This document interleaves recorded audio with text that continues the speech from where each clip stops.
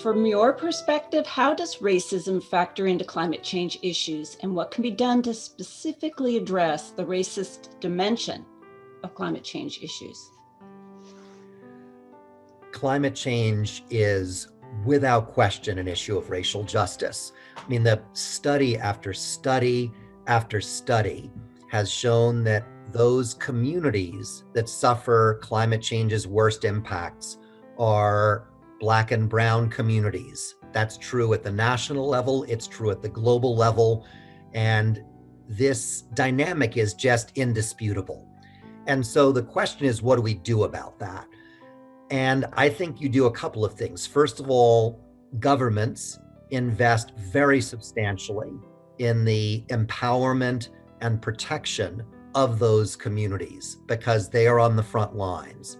The second thing we do is we look at the industries that are responsible for the lion's share of climate damage.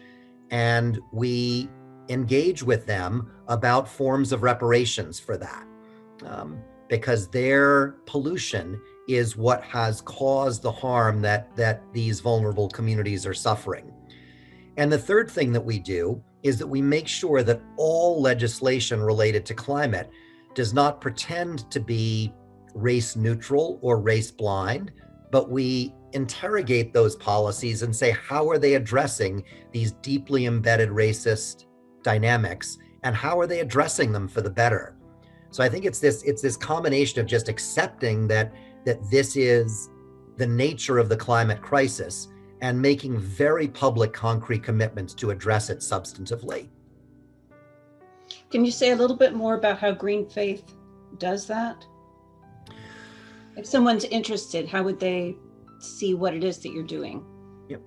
So in Green Faith's work, our interfaith work, one example is that we advocate consistently for the investment of resources, funding, to support stronger green infrastructure in frontline and at-risk communities, in job training, so that members of those communities, who many of whom are underemployed or unemployed, get to be participants and leaders in the development of the green economy. We advocate for reparations in one form or another to help ensure that those communities are compensated for the devastating harm that they suffer. So it's a question of making sure that there are concrete solutions and responses that are offered, that it's not just vague and it's not just an acknowledgement. Where do you operate?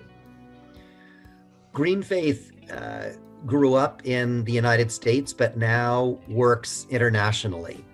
We have team members in France, in Germany, in Kenya, as well as in the United States.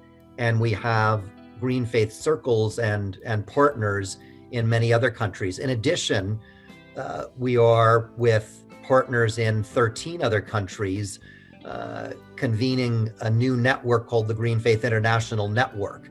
And that is a network of multi-faith climate and environmental organizations around the world that are coming together to build the capacity of the multi-faith climate and environmental justice movement globally.